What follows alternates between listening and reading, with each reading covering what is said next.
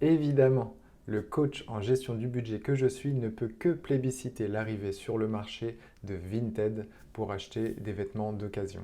Et oui, pourquoi s'acharner à acheter des vêtements neufs alors que les penderies de nombreuses personnes regorgent de vestes, de pantalons, de chemisiers jamais portés ou presque et qui iront très bien pour votre petite soirée en amoureux la semaine prochaine. Norman, à toi de jouer. Faux! Merci. Bon, c'est pas totalement faux non plus, hein. Vinted est effectivement un bon outil pour dénicher des bonnes affaires et s'habiller à moindre coût. Mais comme tout bon outil, tout dépend de ce qu'on en fait. Parce que oui, Vinted peut vous faire dépenser plus d'argent que vous ne le pensez. Tout d'abord, vous risquez d'acheter des vêtements pour profiter de ce qui semble être une bonne affaire. Vous comparez le prix de telle marque entre le magasin et l'occasion, et bam, vous achetez. Ah oui, passer à côté d'une telle affaire serait criminel.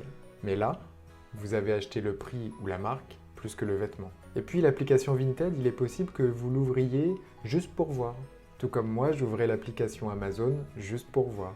Ouvrir une application de vente de manière régulière, systématique, et même je dirais par automatisme, c'est une superbe porte d'entrée pour les vendeurs. Et qu'attendent-ils de nous les vendeurs? Bien, ils veulent qu'on achète. Notre budget leur importe peu. Bon. Et sinon, est-ce que Vinted, c'est bon pour la planète? J'ai envie de donner une bonne réponse de Normand. Peut-être ben que oui, peut-être ben que non.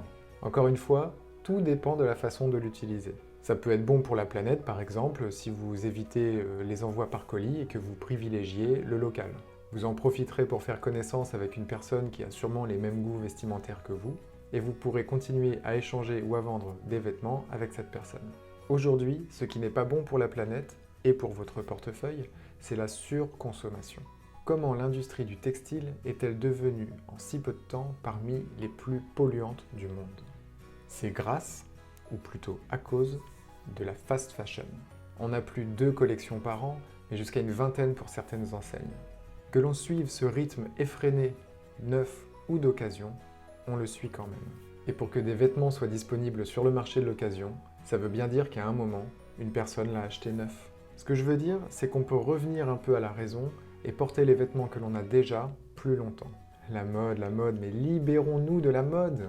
Et par là même, libérons-nous du regard des autres. J'ai eu le droit moi aussi au regard ou aux réflexions blagueuses des collègues membres officiels de la Fashion Police. Et alors?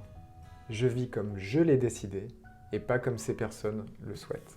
On peut se sentir beau ou belle avec des vêtements qu'on a mis plusieurs fois et depuis des années. Ma femme s'est libérée de la pression de la mode en désencombrant sa penderie et en conservant des basiques intemporels qu'elle associe très facilement. Et elle ne manque pas d'élégance. Comme elle le dit souvent, mieux vaut une garde-robe épurée avec des vêtements qu'on aime qu'un dressing plein de vêtements qu'on ne voit même plus et qui sont difficiles à associer. Et vous, vous ne vous êtes pas déjà retrouvé devant la penderie grande ouverte, pleine à craquer et à vous dire « j'ai rien à me mettre ». La solution n'est pas dans l'achat à répétition. Libérez-vous de la mode, la planète et votre portefeuille vous remercieront. Je vous remercie d'avoir regardé cette vidéo et je vous dis à bientôt. Ciao!